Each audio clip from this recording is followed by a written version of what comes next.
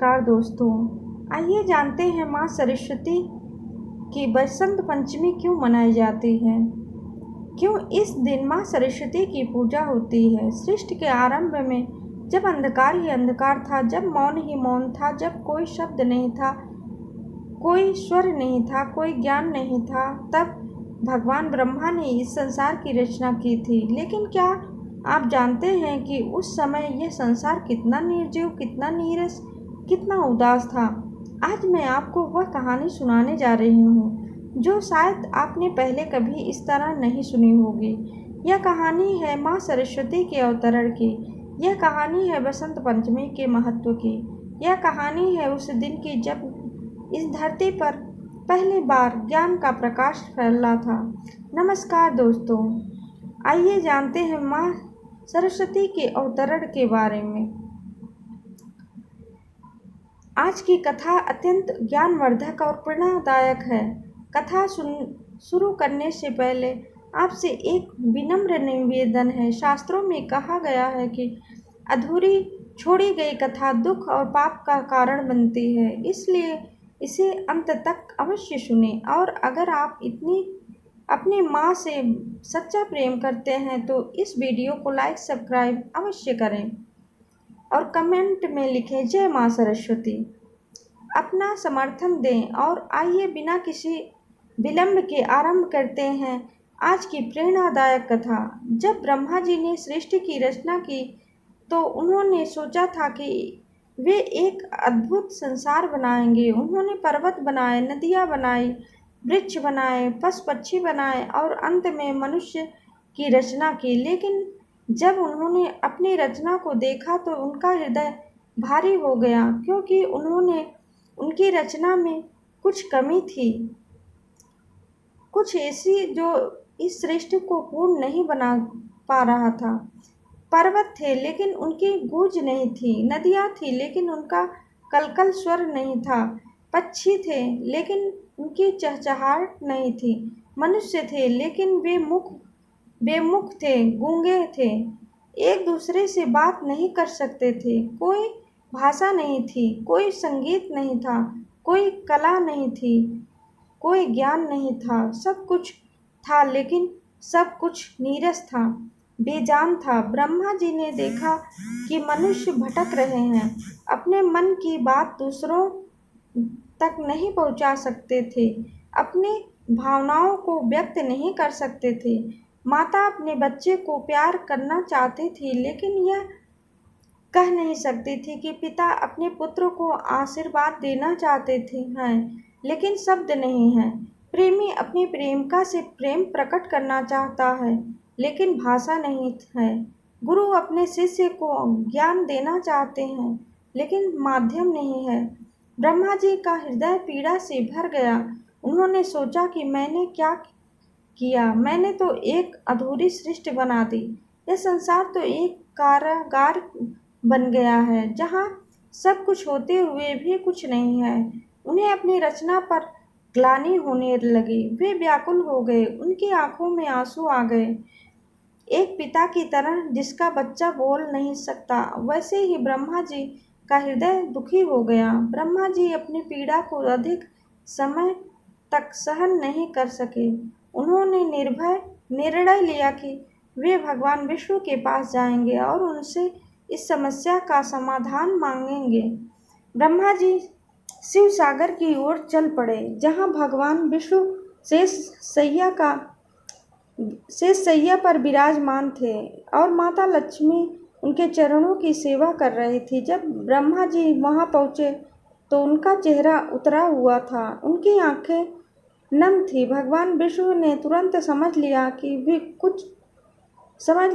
कुछ गंभीर समस्या है। उन्होंने पूछा, ब्रह्मदेव, आप इतने व्याकुल क्यों हो, क्या हुआ? ब्रह्मा जी ने अपनी व्यथा सुनाई। उन्होंने कहा, प्रभु, मैंने सृष्टि की रचना की लेकिन यह सृष्टि अधूरी है। इसमें प्राण तो है लेकिन स्वर नहीं है, यहाँ जीवन तो है लेकिन संगीत नहीं है, यहाँ मनुष्य तो है लेकिन भाषा नहीं है। मुझ में बहुत बड़ी भूल हो गई। मैं अपनी रचना को पूर्ण नहीं बना सका, मुझे बताइए मैं क्या करूं? भगवान विष्णु ने मुस्कुराते हुए कहा, ब्रह्मदेव, यह कोई भूल नहीं है, यह तो एक अवसर है। आप एक महान शक्ति का आवाहन करें, एक ऐसी शक्ति जो इस संसार को वाणी दे सके, संगीत दे सके, कला दे सके, ज्ञान दे सके।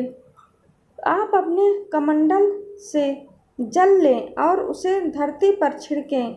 उस जल से एक देवी का आविर्भाव होगा जो आपकी इस समस्या का समाधान करेगी। ब्रह्मा जी को आशा की किरण दिखाई दी।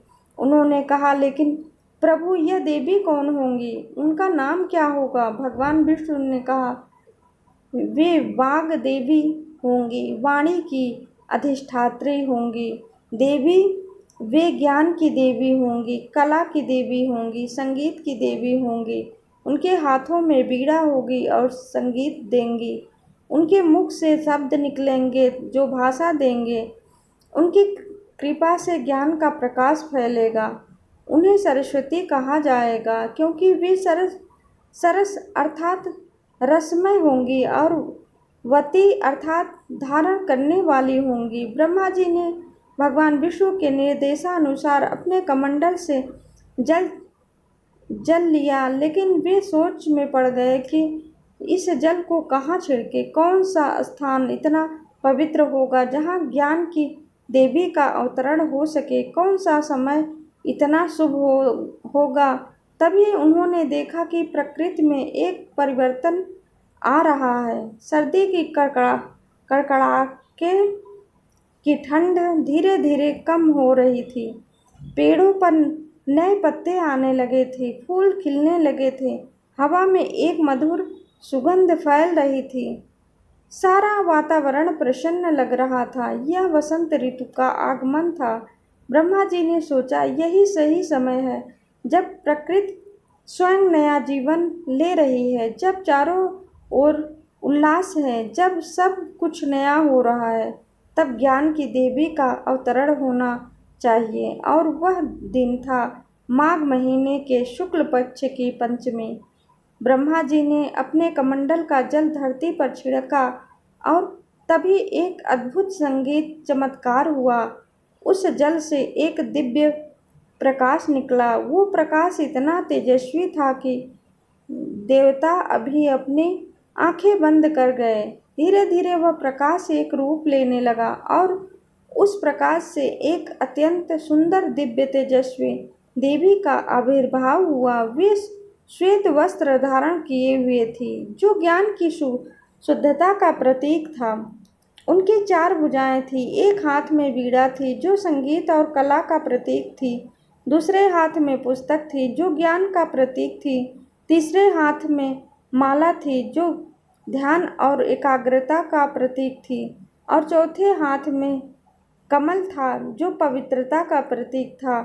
उनके साथ एक हंस था जो विवेक का प्रतीक था, जो दूध और पानी में भेद कर सकता था, सार और आसार में फर्क कर सकता था। देवी का मुखमंडल इतना दिव्य था कि उसे देखकर सभी देवी देवता मंत्रमुग्ध हो गए। उनकी आंखों में करुणा थी, उनके होठों पर मुस्कान थे, उनके चेहरे पर शांति थी। वे माँ सरस्वती थी, बाग देवी की ज्ञान की देवी थी। माँ सरस्वती ने जैसे ही अपने हाथों में बीड़ा उठाई और उसके तार छेड़े, इस एक मधुर स्वर निकला। यह संसार का पहला संगीत था, पहला स्वर था। सारी सृष्टि स्तब्ध रह गई। पर्वतों ने पहली बार उस स्वर की गूंज सुनी। नदियों ने पहली बार कलकल करना सीखा। पक्षियों ने पहली बार चहचहाना सीखा। हवा ने पहली बार सरसराना सीखा। और तब माँ सरस्वती ने अपने मुख से पहला शब्द बोला, ओम। यह ब्रह्मांड का पहला शब्द था, सबसे पवित्र शब्द था। इस एक शब्द में ही पूरा ब्रह्मांड समाया हुआ है। इस एक शब्द से ही सभी भाषाओं का जन्म हुआ। इस एक शब्द से ही सभी वेदों का जन्म हुआ। मनुष्यों ने पहली बार अपने मुख से आवाज निकाली, पहले तो आवाज़ें आई, फिर धीरे धीरे शब्द बनने लगे। एक माँ ने अपने बच्चे को पुकारा, एक पिता ने अपने पुत्र को आशीर्वाद दिया, एक मित्र ने दूसरे मित्र से बात की, एक प्रेमी ने अपनी प्रेमिका से प्रेम व्यक्त किया। कितना सुंदर था वो क्षण, कितना पवित्र था वह पल। ब्रह्मा जी की आंखों में खुशी के आंसू आ गए। उन्होंने माँ सरस्वती को प्रणाम किया और कहा, माँ, आपने मेरी सृष्टि को पूर्ण कर दिया। आपने इस नीरस संसार में रस भर दिया। आपने इस मूर्ख संसार को वाणी दी। आपने इस अज्ञानी संसार को ज्ञान दिया। आप धन्य हैं, आप महान हैं। माँ सरस्वती ने मुस्कुराते हुए कहा, ब्रह्मदेव, यह तो मेरा कर्तव्य था, लेकिन मैं आपसे एक वचन मांगती हूँ। जब भी कोई मनुष्य ज्ञान की कामना करे, जब भी कोई कला सीखना चाहे, जब भी कोई विद्या प्राप्त करना चाहे, तो वह मुझे याद करे। मैं उसे अपना आशीर्वाद दूंगी, लेकिन यह भी याद रखे कि ज्ञान का उपयोग केवल भलाई के लिए होनी चाहिए, बुराई के लिए नहीं। ब्रह्मा जी ने कहा, माँ, आपकी यह बात सत्य है, लेकिन मनुष्य तो मनुष्य है, उसमें अच्छाई भी है, बुराई भी है। कभी वह आपके ज्ञान का दुरुपयोग भी कर सकता है। माँ सरस्वती ने गंभीरता से कहा, हाँ, यह सत्य है, इसलिए मैं केवल उन्हें ही ज्ञान दूंगी जिनका हृदय शुद्ध होगा, जिनकी नीयत साफ होगी। जो घमंड से भरा होगा, जो अहंकारी होगा, उसे मेरा ज्ञान नहीं मिलेगा। ज्ञान तो विनम्रता मांगता है, विवेक मांगता है, समर्पण मांगता है। अब पक्ष उठता है कि बसंत पंचमी को ही क्यों चुना गया माँ सरस्वती के अवतरण के लिए। इसके पीछे गहरा अर्थ है। बसंत ऋतु नव जीवन की ऋतु है। सर्दी की कठोरता के बाद प्रकृति फिर से जीवित हो उठती है। पेड़ों पर नए पत्ते आते हैं, फूल खिलते हैं, पक्षी चहचहाते हैं। इस सारा वातावरण खुशी से भर जाता है। यह ऋतु परिवर्तन की ऋतु है, नवीनकरण की ऋतु है। ठीक उसी तरह ज्ञान भी मनुष्य को नया जीवन देता है। जब किसी अज्ञानी व्यक्ति को ज्ञान मिलता है तो उसका जीवन बदल जाता है। वह अंधकार से प्रकाश की ओर आता है, वह मूर्खता से विवेक की ओर आता है। यह एक नया जन्म है, एक नई शुरुआत है। अगर आपको हमारा वीडियो अच्छा लगे तो प्लीज़ हमारे वीडियो को लाइक, सब्सक्राइब और शेयर करिए।